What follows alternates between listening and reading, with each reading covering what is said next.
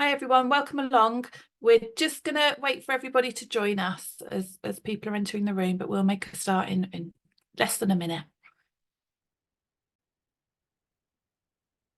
Oh, people are still coming. So I think just as people are arriving, we'll say some introductions and hellos, and then we will make a start. We've got quite a lot to cover over the next hour, so we want to help with timings for people.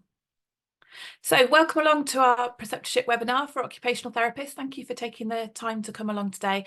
I'm Carolyn Hay. My role at RCOT is Head of Education, and I'll introduce you to some other people as we go through our time together today. Do feel free to introduce yourselves in the chat.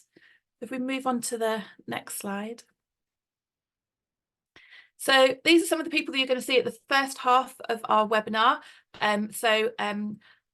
Florence is going to start by introducing a little bit about the HCPC preceptorship webinars, and then Amanda will move on and talk about that from an NHS England point of view. And then Nikki, who also works with me at RCOT in a role of Head of Communities and Connections, will be joining. Sorry, I was just checking, someone saying they can't hear anything, but hopefully everyone can hear us. So Nikki then will be for and on the next slide I'll show you everyone who's joining our panel discussion, and a big thank you to them for taking the time to join us today. So Alison, Caroline and Helen have all come from the Norfolk Institute of Practice Education, and they'll also be joined by Paul, who is in Leeds, so a different part of the country, and works at Leeds Teaching Hospital Trust.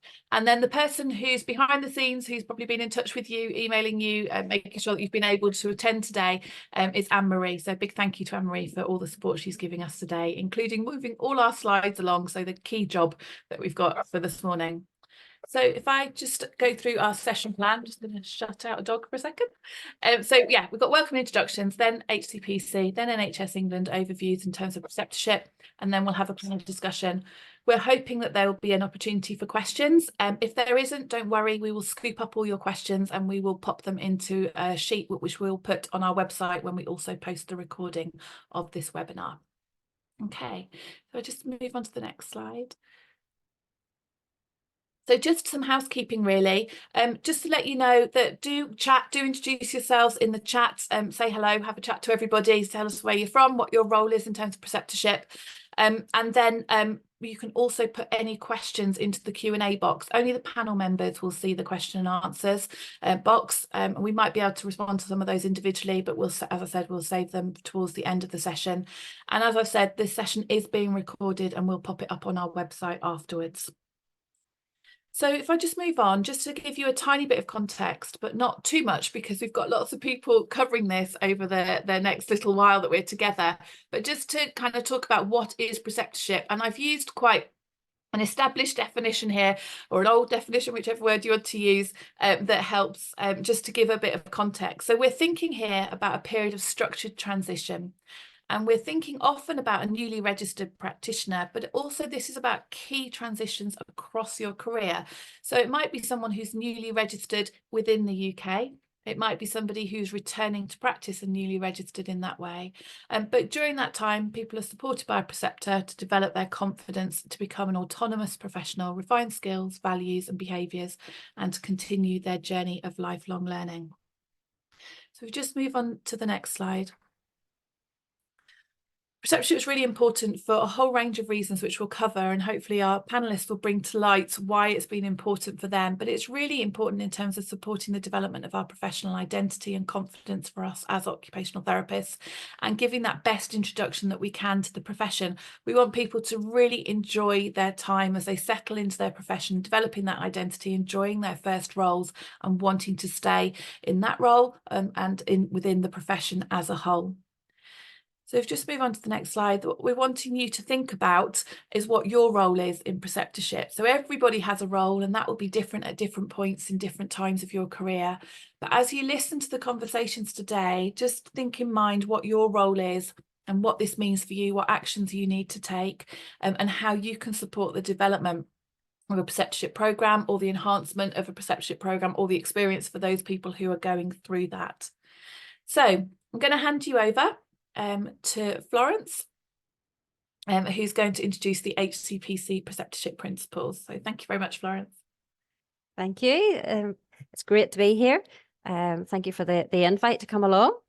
And just as you said, Carolyn, about context, I'm going to put a little bit in context as well. So if we could have the next slide there. Context is everything. So I just want to see where preceptorship principles and our preceptorship principles actually fits into the bigger picture of what we do here at the HCPC. So this is just maybe a wee recap for some of you, but obviously we have a statutory role. That means it's required by law to protect the public. And you can see there on that left-hand side, it's at the heart of everything that we do, public protection.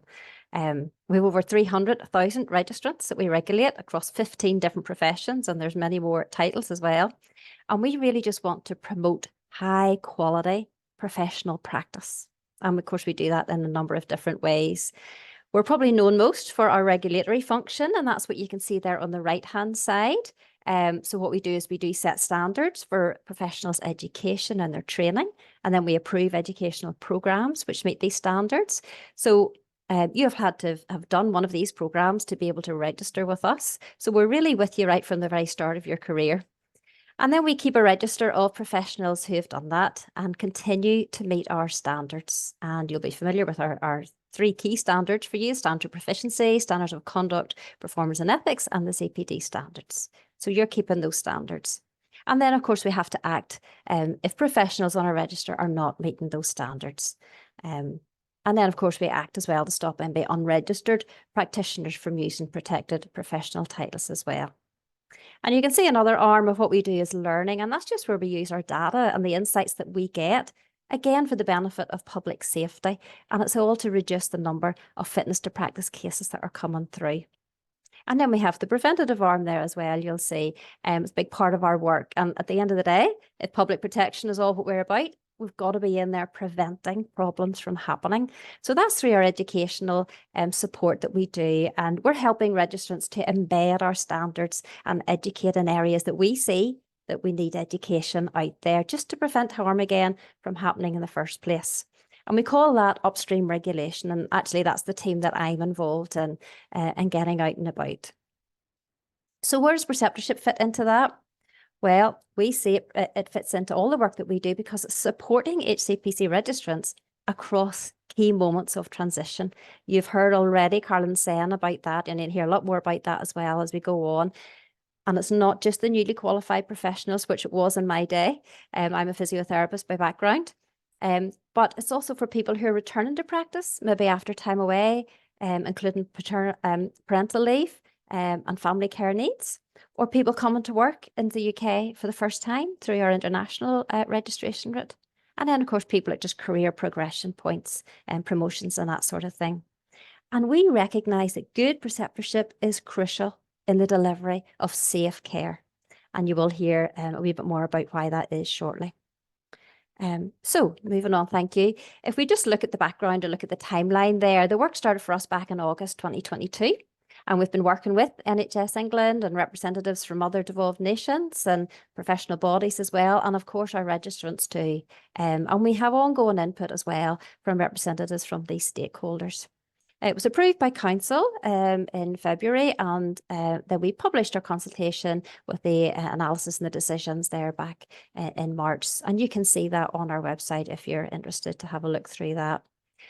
But basically, our principles are very high level or broad principles, and that's just so as they can easily be used across that range of workplaces and the variety of contractual arrangements that our registrants have in the various countries as well.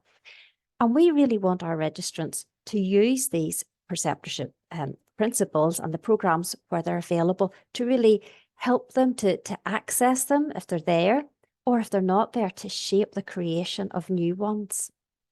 And then for those who are running or establishing preceptorship programs for our registrants, we want them to be used as a guide to ensure programs actually meet what our registrants need, and this kind of support the improvement in the quality of services that they're providing.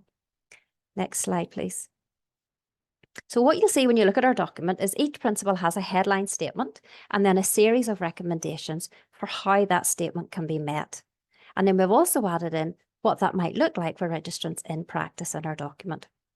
And you'll see the principles actually connect quite closely with the NMC principles, but they are tailored for the range of professions that we regulate and the settings in which they work as well.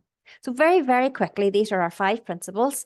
You just see the first one relates to organisational culture and preceptorship, and it's just really highlighting preceptorship should be part of every organisation's culture. That culture promoting learning, self-reflection, safe practice, all of that helps to develop confidence.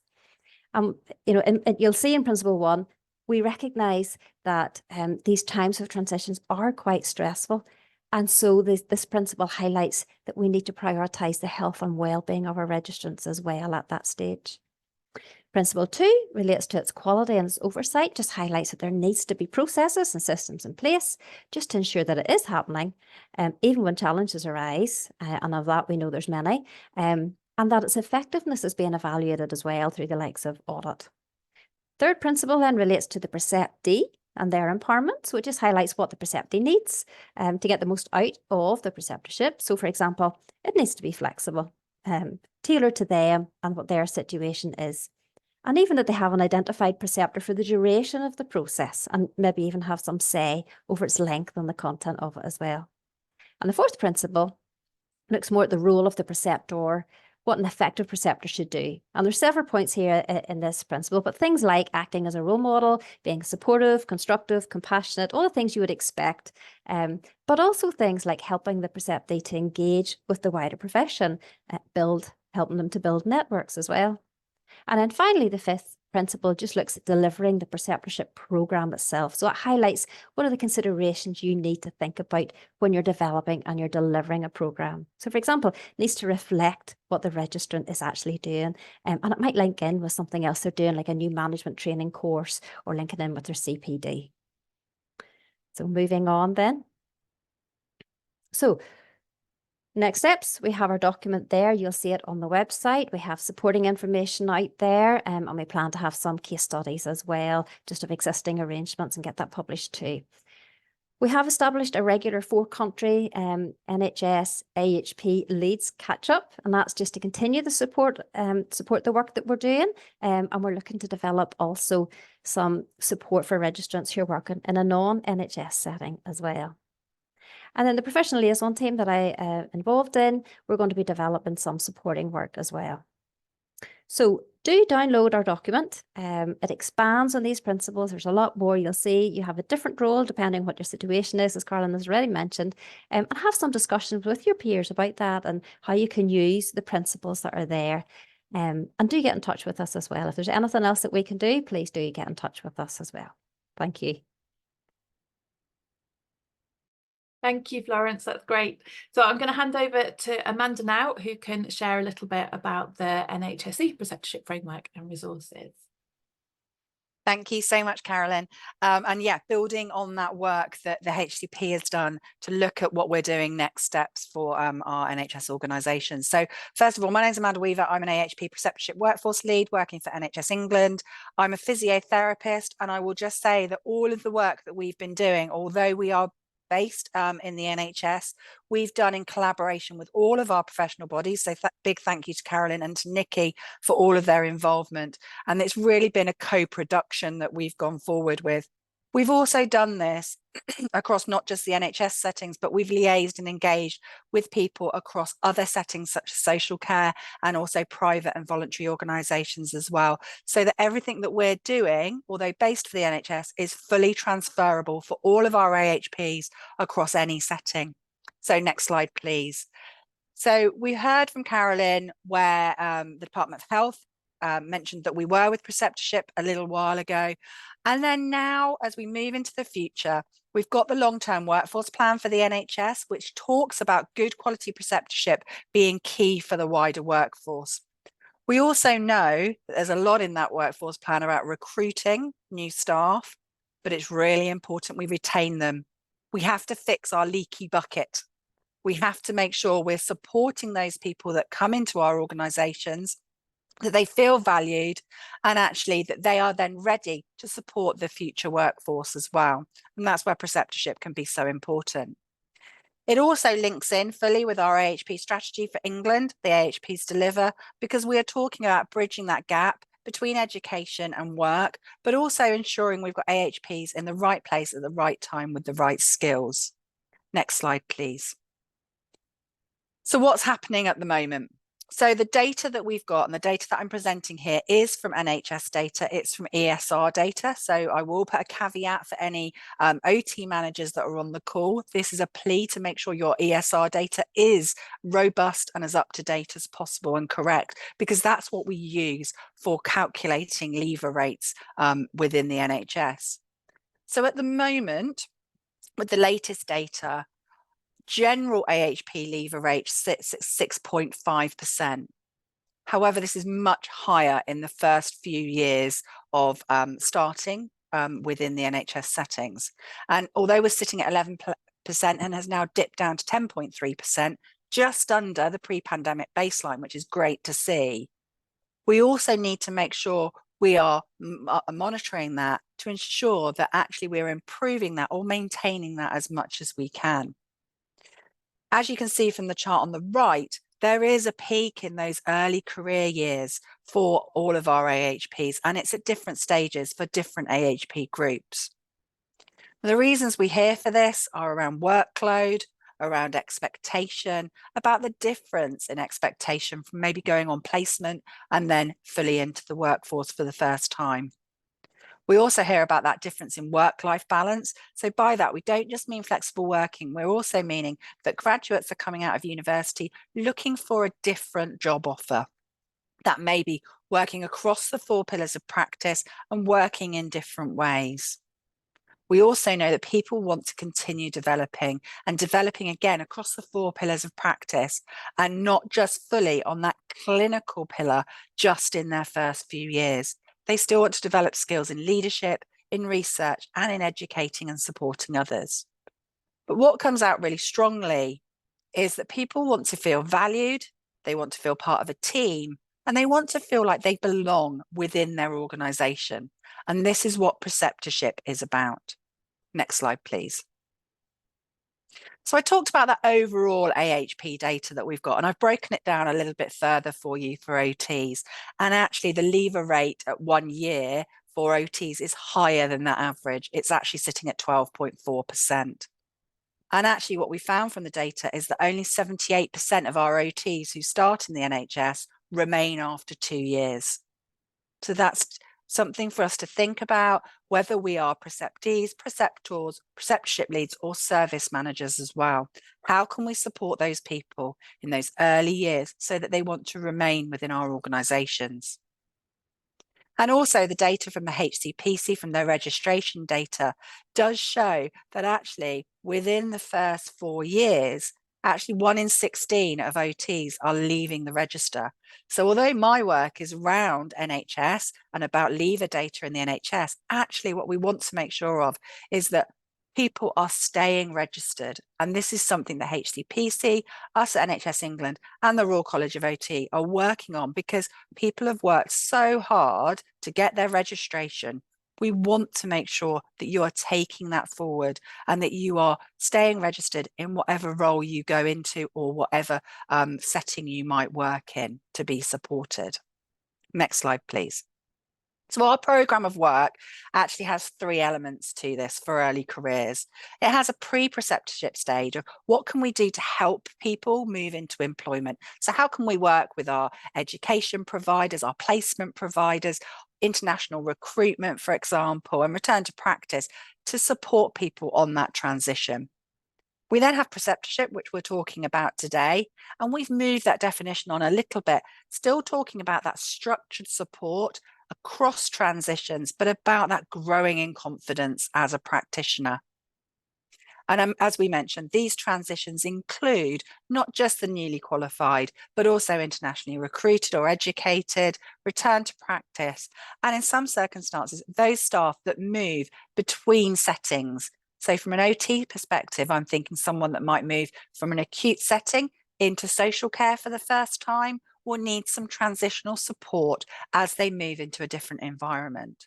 We may also be thinking of someone who's worked in private practice and then comes into the NHS for the first time. They won't maybe come into band 5 roles, they may come into first contact practitioner roles, but what support do they need with that transition so that they feel like they belong, they feel valued and part of that team? We also have foundation support, which we're hoping we'll be working on next year much more fully to look at what else is needed to support our workforce across the 4 pillars of practice. But this is around having tailored support because everyone comes from a different background, different career path into our organisations. And then we need to think, what is that person's individual needs? What do they need to help build their professional identity? How can the professional bodies such as RCOT help with that building of professional identity? How can we support them as AHPs? And then what can we do multi-professionally to support? And this is where a lot of programs can have multi-professional aspects to preceptorship support because it's around that team building and some of those other skills that we need to work together as a healthcare workforce. Next slide, please. The benefits of preceptorship. Well, we've talked quite a lot already about that preceptee, that new person who's coming into the organisation. And preceptorship has been shown to develop confidence, to help them feel valued and help them feel welcome in the workplace. But there's also benefits to becoming a preceptor. And I can see from the chat already that there's quite a few people who are joining us today who are maybe going to be supporting new staff in that preceptor role. And for preceptors, this is about lifelong learning, but also developing those supportive skills, developing coaching, developing mentoring skills and supervision skills that will help you in your role as a preceptor. Ultimately, if we have more confident AHPs in our workforce, that will support our recruitment and our retention. But at the heart of all of this is supporting the provision of high quality patient care. And we know that there is a link between developing preceptorship support and providing that high quality care. Next slide, please. So we did some work last year to find out what was the preceptorship landscape. And from the organisational responses that we had across NHS, social care and private and voluntary organisations, we actually did find that from those that responded, we have 64% that were saying they were offering to all of our AHP workforce. But that does mean we have 36% of those organisations that either aren't offering to all or aren't offering anything at all at the moment. And so we want to see an improvement with that, with the principles and the standards and the framework that I will go on to. What you can see, though, is the profession breakdown, that actually quite a lot more occupational therapists were being offered preceptorship support than any other profession in this landscape data collection that we did at the time. I will caveat, we don't expect at 100% of each profession because we know that different organisations employ different AHP professionals. Next slide, please. So I just wanted to tell you about some of the resources that we've got available from NHS England that can help support you in your role as a preceptee, a preceptor, or a preceptorship lead, or a service manager. So in November last year now, we produced our standards and our framework. And as I mentioned, this has come from research and has also been a co-production using our regulators and our professional bodies to really build this to be a document and resources that all AHPs can use. So what you will find from the website, and I'll put the links for all of this stuff into the chat for you, is that you've got standards and a framework of best practice that you can use as a quality improvement method to build your preceptorship offering. And as I mentioned, this comes from research that's been done from literature reviews, but we know there isn't a lot of literature and published research on preceptorship. So we've done some research behind it. We've done a lot of engagement and we've looked at best practice as well. There's also a toolkit of resources to support, and there's some templates that could be used. They're not mandatory, but they are there for you if they would help you in your preceptorship offerings. Next slide, please. So our AHP approach to preceptorship is that it should be strengths-based. It should build on what the individual preceptee brings to that programme, taking into account, again, that tailoring, that individual need, that professional need, that AHP need, and that workforce need. Preceptorship programmes should be co-designed by all that use them. So it should be co-designed by students, preceptees, preceptors, preceptorship leads, your service managers, and also there's elements here that can be done at a system level as well as an individual organisation level. We want preceptorship to be fully inclusive, and that means inclusive of all of our AHPs within organisations, but also that it takes into account any individual needs that there might be from an equality and diversity perspective as well. And we want it to be empowering. We want the preceptee to feel empowered to take their preceptorship forward, feeling supported and confident in their role. And this is on a background of workforce sustainability, but also environment sustainability. How can we use digital to support with this going forward? And keeping health and well-being as key to preceptorship support. So the preceptorship principles from the HCPC, as Florence mentioned, there's 5 of them, and we've extrapolated those out to provide 20 AHP preceptorship standards, and they cover areas such as policy and governance, leadership, roles, evaluation, measuring impact, tailoring, the length of programme, and also around protected time, which we know is so important for providing good quality preceptorship. Next slide, please.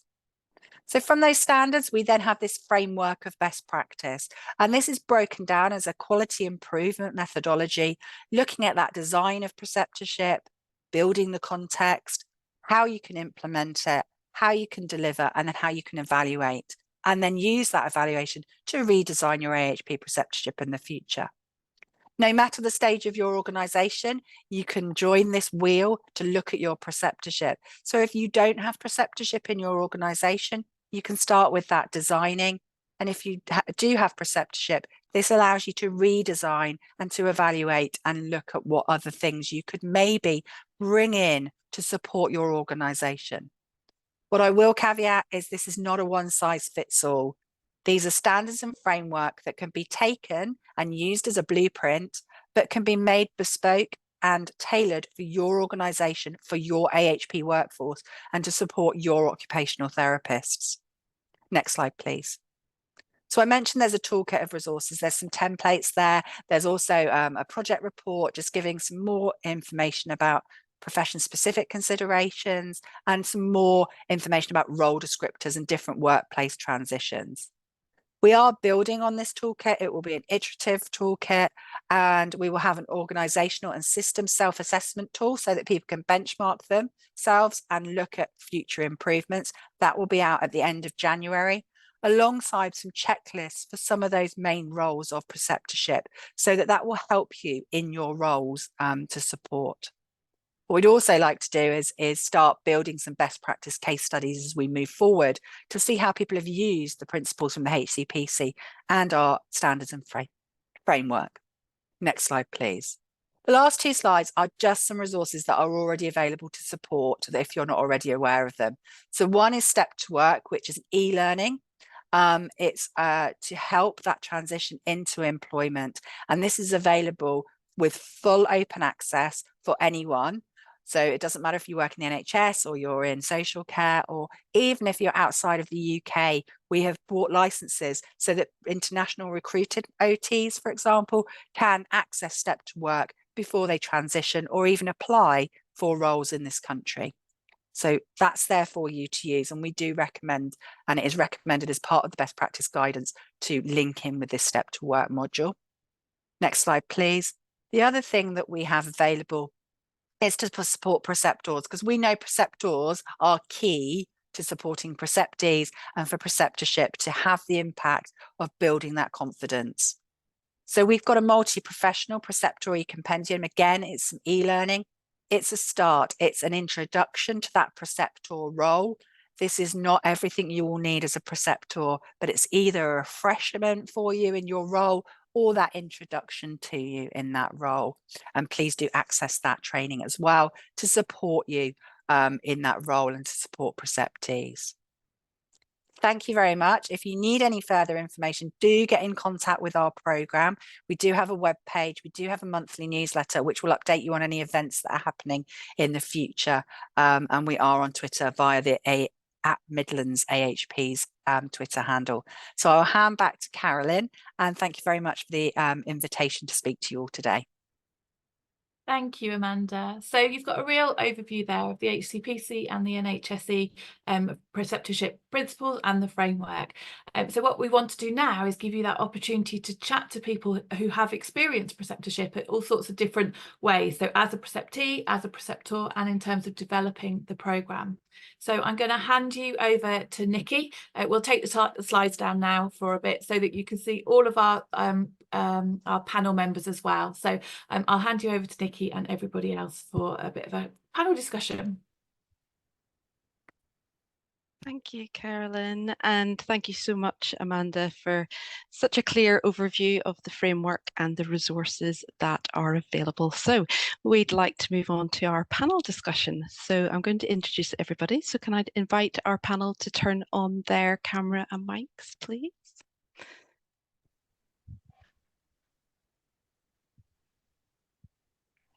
So welcome everybody to our panel.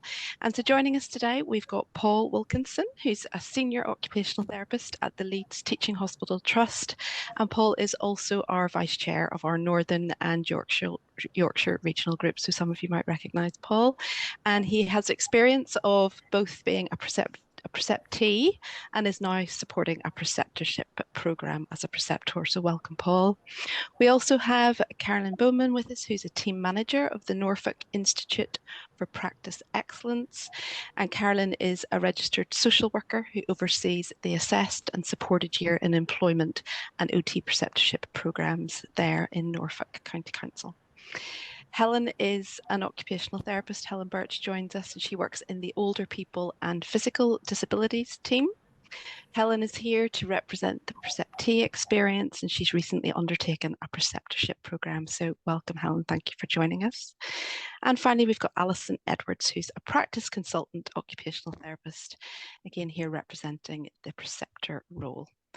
So first of all, thank you everybody for joining us and taking some time to share your perspectives with us. So I thought it'd be really useful from us to hear from you, from our guests who've actually engaged in a preceptorship programme, so we can hear firsthand how you found that experience. So Paul and Helen, would you be able to share your thoughts with us on your experience of preceptorship and what you find the benefits of that to be? Yep, I could. Basically, I completed the preceptorship within 18 months. I was working part-time. I found it really, really beneficial. It's just that it was positive throughout. It was such a great learning experience. I felt really supported with my team. So I had a mentor and my supervisor. I always felt that someone was able to listen to me. Which is really important. Always felt reassured, and most of all, I enjoyed it. It was challenging, but you have to be motivated in completing the tasks of the preceptorship. But overall, positive experience. We had reviews, so we had it every 3 months, which gave the opportunity to gain feedback from supervisors, and then I was able to, listen to how they felt it was going, and just help develop goals, which were really formulated quite naturally through casework. But yeah, overall, really, really the experience was really good. So thank you, Helen. Paul, how was your experience of being a preceptee? Yes, so very similar to Helen. I found it very positive. I feel it was able to, sorry guys. Right, sorry. We can I still feel like see you, it was Paul. very positive. I think it allowed me to get into a structure for recording CPD, seeking opportunities for CPD, networking.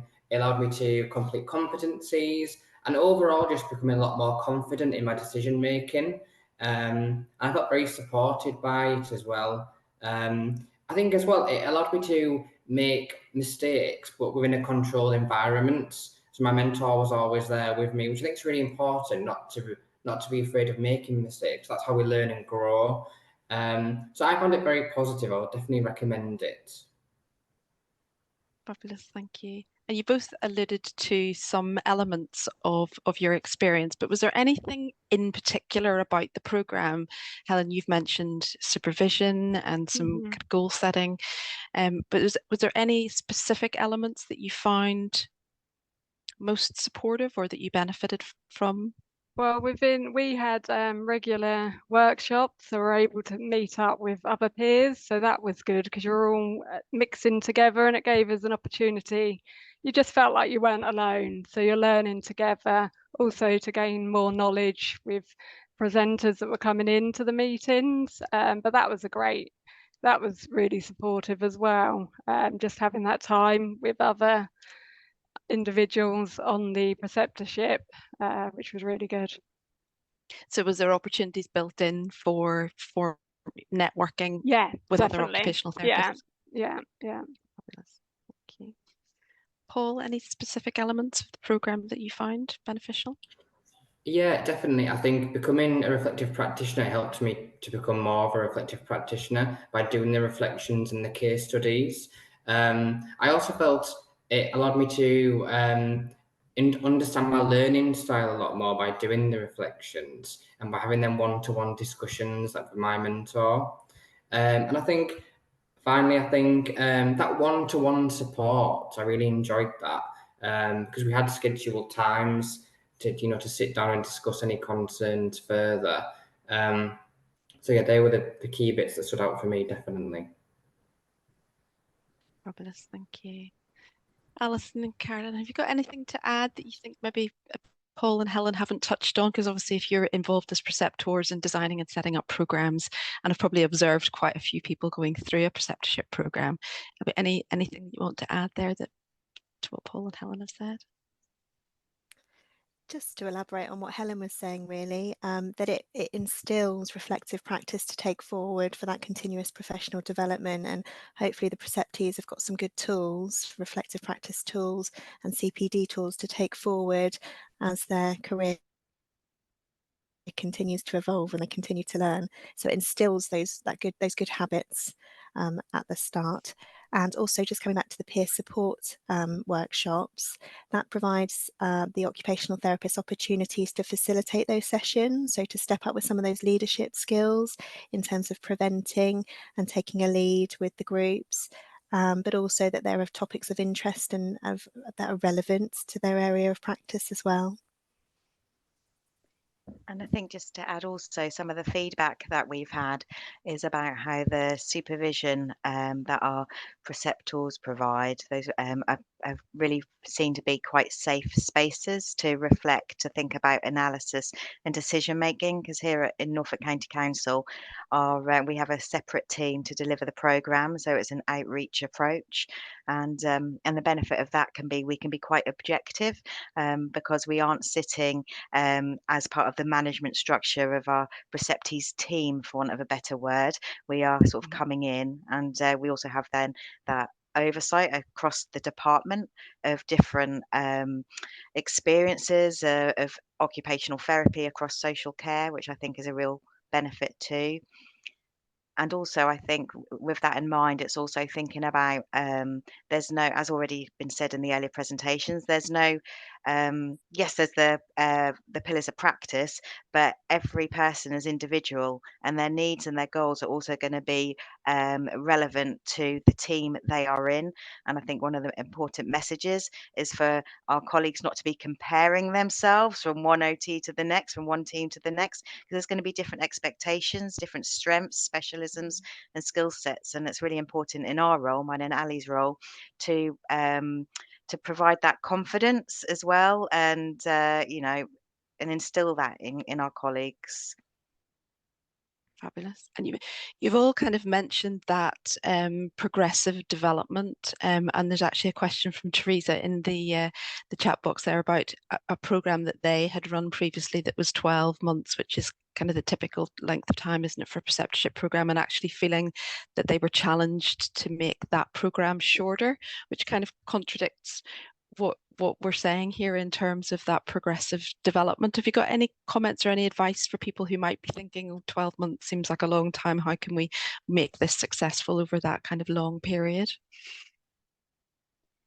I think for me, it's around the setting up the scene, so to speak, at the very start about what expectations there are of everybody involved, and how you work collaboratively together with our colleague, the preceptee, obviously central to all of that. So I think some of how people progress it is going to be about those relationships and providing opportunities, you know, to be inspiring, you know, inspiring our colleagues, and because equally some people fear the end of the program, because what does it then look like? You know, there's some support is going to go, or how's it going to look different? So I think you can sort of, when you think about the length of the program, there's yeah, sometimes is it too long? Is it not long enough? Some of that will also be based on personal experience, but it's ultimately for me about what opportunities people are having to develop, and how is our support hopefully helping them feeling that they're flourishing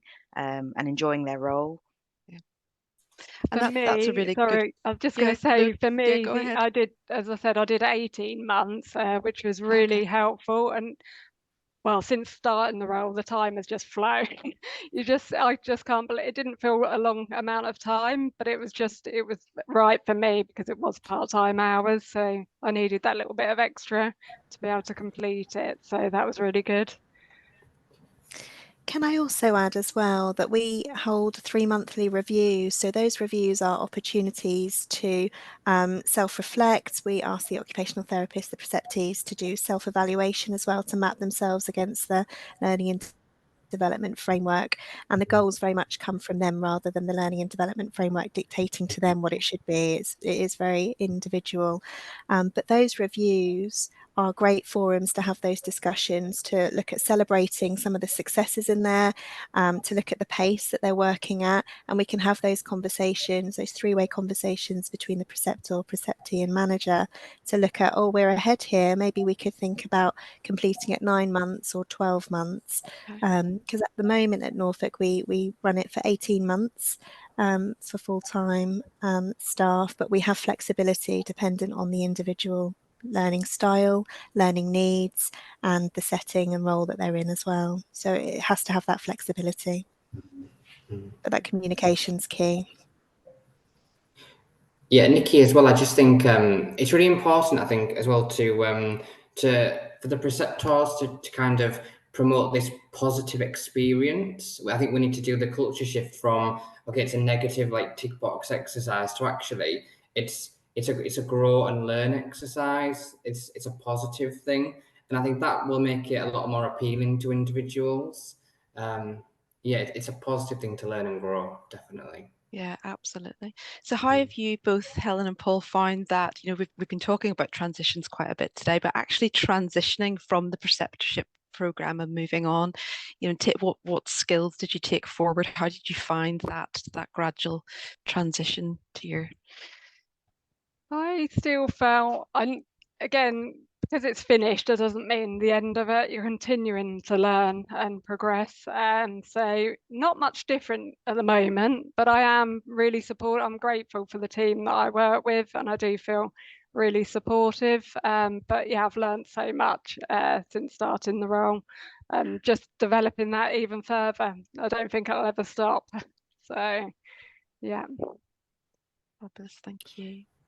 Yeah, Oh, I sorry, go ahead, think Paul. from my perspective, I think it's definitely got me into a routine, and it shaped me into like the OT I am today, essentially, because I'm in a routine of CPD, networking, you know, always striving.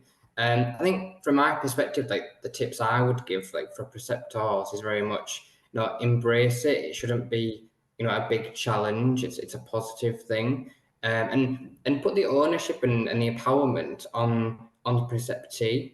It's about their learning, essentially, and use the resources out there as well to help you they manage that individual. Brilliant. Some top tips there for anybody who's thinking about potentially taking on a role as preceptor, to encourage them to step into that space. Has anybody else got any words of encouragement for anybody who might be on the webinar thinking, is this something I should consider doing? I think from my perspective of the team, and like I said, we're like an outreach team, I find it a really enriching experience to be involved in the journey of colleagues learning their roles or gaining new experiences. I feel, although I've been a practitioner for nearly 20 years, I've learned so much more supporting newly qualified social workers and newly qualified OTs, as an example, and our international colleagues in such a shorter space of time. So for me, I think it's really a great way to instill that culture of learning, that culture of collaboration, of networking that's been mentioned, and of growth. And it isn't just about the preceptee, it's the whole team, if that makes sense, or the whole stakeholders, us all having the right approach to want to work together, and to really celebrate opportunities and development and success. But equally, there's going to be difficult times, and and that's really important to acknowledge as well, and how to support our colleagues through challenge. But that also can be rewarding in a very odd way at times.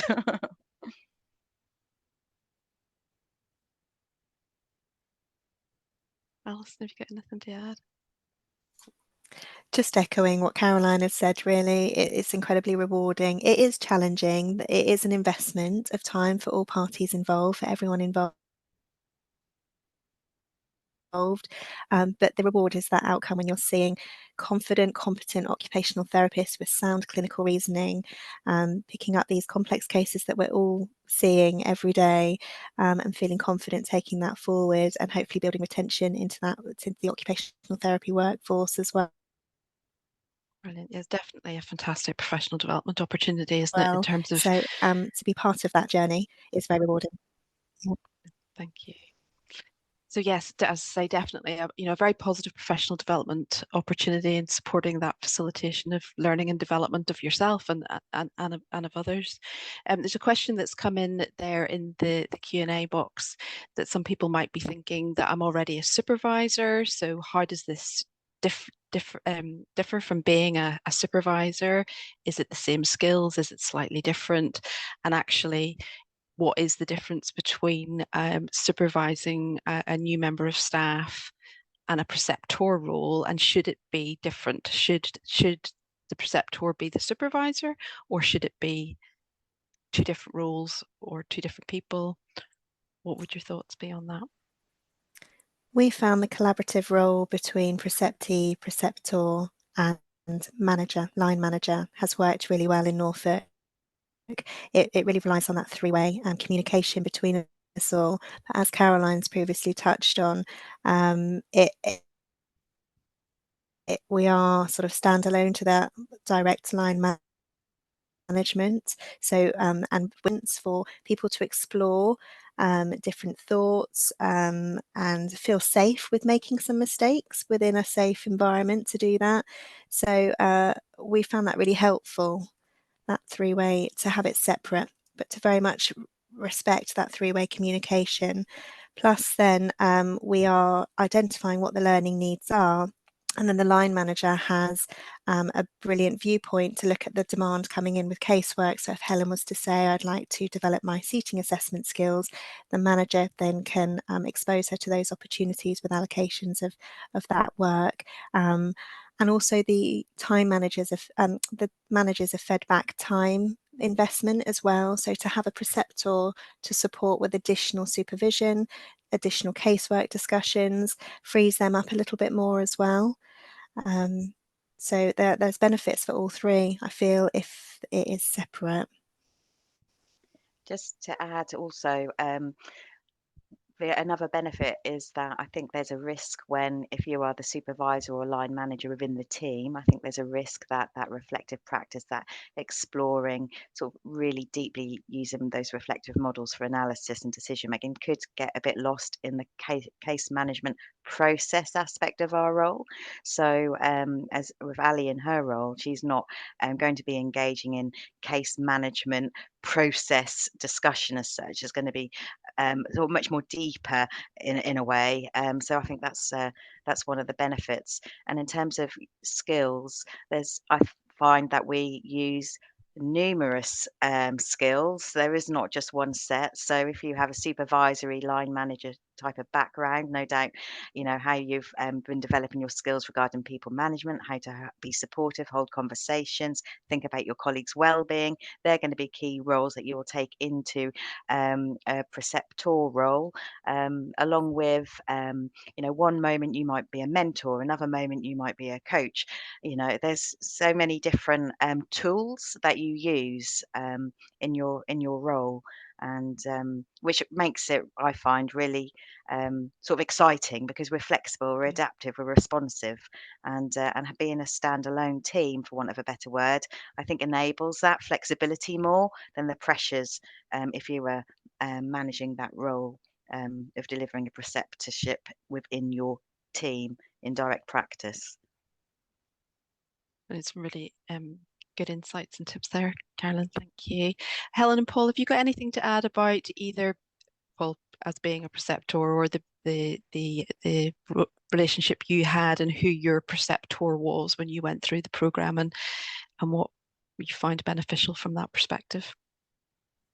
Yep, I had Ali as my mentor and also my manager, but it was great having both on board.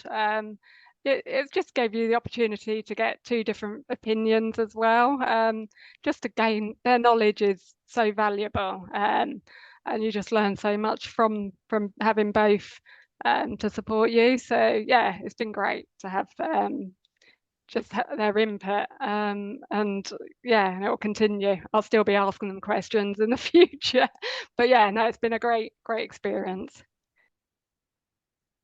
Paul, any thoughts on that? Yeah, I just feel like the preceptorship was very focused and structured, which made it very positive, because we were able to focus on areas that we needed to, and it was quite nice because my preceptor had also done a preceptorship, so we were able to relate back to that as well, and her experience as well. But overall, I found it very really positive, and got a lot from it, and still use them skills today when mentoring band fives and support workers. There's a lot of transferable skills from both, definitely. And was your preceptor from your clinical area somebody that you work quite closely with? Yes, it was from a different trust, but we do them here at LTHT. Yeah, we're very it's a really positive thing, actually. Yeah, brilliant. Actually, just Carolyn and Alison, we've got a question in the chat box, and please, anybody, we've got a few minutes left, so if there is anything that you'd like to ask any of the panel, please do pop the questions in the Q&A box, and we'll continue the conversation. But we do get contacted by members like yourself who are setting up programs in social work, and somebody has put in social care, somebody has put in the chat box that in social care many organizations are developing OT supported first year in learning programs like yourselves, and how does this differ from preceptorship? But I think what we're actually saying is that this is preceptorship. It's just another title. Yeah, absolutely. They are. I was thinking about that earlier, actually, about that concept of allied health professionals and different preceptorships, and actually thinking, well, the assessed and supported year of employment in social work, that is preceptorship, and we learn from each other, actually, within our team. We learn from, our Ali and our colleagues, our OT colleagues, have been learning about how we've been delivering the ASYE, because in Norfolk that has been around a lot longer, and vice versa, seeing the OTP come into fruition, and the different ways that that's being modelled. Again, we've looked at that, and we've learnt from our OTs. So it's very, very similar. Thank you. That's really good to get that clarity, because we get asked that question quite a lot. So that's fabulous. Thank you. So just my last question was really any advice or any thoughts that you'd like to share with anybody who's on the call who's thinking about setting up a preceptorship program. And we have got one question that's very specific that kind of relates to that. that somebody was thinking about the difference between in-person kind of face-to-face sessions and running kind of e-learning online. So there's advantages and pros and cons for both approaches. I don't know whether anybody has got anything to share. Did you all have kind of in-person elements, or did you have virtual aspects to your program too? So we have a hybrid approach in Norfolk. So for where we can, we try and do as much in person as possible, particularly the reviews where the manager, the preceptee and the preceptor all take that time out in their calendar to prioritise the in-person reviews, because it is much richer, those conversations, if we are in person and we're celebrating some of those successes. We're providing some constructive feedback. So we found in person, certainly for reviews, is very helpful. We try and do as many supervisions in person, but logistics don't always marry up. So that's where we embrace the technology side of things, and that works well. But our peer support workshops, we do encourage those to be in person, because it's all those informal discussions that peers are having with one another, those connections that they're having, the wellbeing check-ins as well, the food, the cake, the treat. It's all those little things that really support that preceptorship community as well. So we find the hybrid approach really helpful. That's really useful to know. Thank you, Alison. That was helpful. Any last top tips that anybody wants to share for anybody that's in the process of thinking about setting up a preceptorship program? Just to reach out, connect with others in your local area, other local authorities, other NHS organisations, learn from them, share that learning. And that's exactly what my colleague did with Caroline's support when they were looking to set it up. It's taking from that what you need to help evolve your own preceptorship programme. And with when you're compiling that learning and development framework, it's using all that research that you've done. So the pillars of practice, it's looking at your local vision and values as well, and the organisational values. Bring all of that together, learn and share that learning, and it will be a really rich learning and development framework. Fabulous. Thank you so much, everybody. I'm conscious of the time. We've only got a few minutes left, but some fabulous perspectives shared there. So thank you so much for taking the time to have that discussion with us today. One last question I just want to address that's come up a couple of times in the chat box is this preceptorship in place of the RCUT programme? And it's just to say that there is not an RCUT preceptorship programme as such. We were very heavily involved with HCPC and Amanda and her team in supporting the development of the principles and the framework and the resources, so that we were giving that occupational therapy lens. And as Amanda said, the resources will continue to develop, and we will continue to work as a professional body to understand how we can complement the framework and the resources from a very profession specific angle to support you and your employers to set up your preceptorship programme in the context of your working environment. So just very, very quickly, just to finish us off in the last couple of minutes, we've just got some slides just to signpost you to some additional resources that you might find helpful. So Amanda and Florence have already signposted you to the HCPC and the NHS England resources that are available, so you can have a look on their web pages and explore them a little bit further. And from more nation specific, we've obviously got Flying Start for those of our colleagues on the call who are based in Scotland, our NHS Education for Scotland programme, Flying Start, and the resources that are available there. And for our Welsh colleagues, there's also some signposting to a couple of websites that you might find useful. Next slide, please. From our perspective, from an RCUT perspective, you will find some resources that you might find helpful on our web pages. As we've said previously, this isn't just about supporting our early career occupational therapists, but also our colleagues who are transitioning to return to practice, international recruitment, for example. So please do have a look on our web pages. We've got some very specific resources for different groups on there that you might find useful. Also just like to draw your attention to our CPD portfolio that just very recently become a new member benefit. So if you're not aware of that yet, please do pop onto our CPD portfolio web pages so you can find out a little bit more about how to log in and to set yourself up. Basically what we have done now is provided you with a portfolio that's included as part of your membership where you can capture your CPD, your lifelong learning. So make sure that you're using that in your role as a preceptee, preceptor, but also to capture your learning from today's session. And all the information that you need is on the web page there. And finally, if you're not a member of our COT, and we'd be delighted if you could join us, lots of resources, including that CPD portfolio. And we've got some webinars that we run quite regularly that just help you to understand what the different benefits of being a member are and exploring those in a little bit more detail.